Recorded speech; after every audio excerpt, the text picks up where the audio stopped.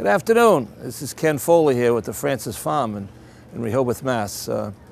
Today we have our annual truck and tractor display and show, our annual event here.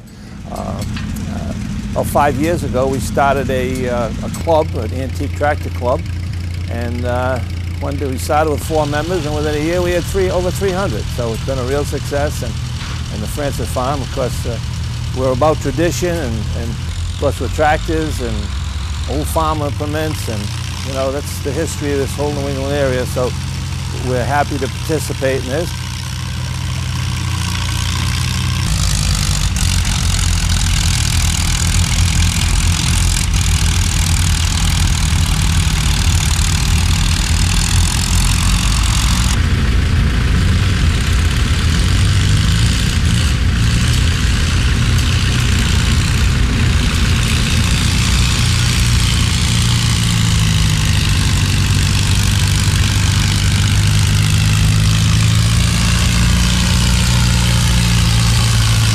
We have this twice a year. We have it in April, usually the first week in April and the first week in October.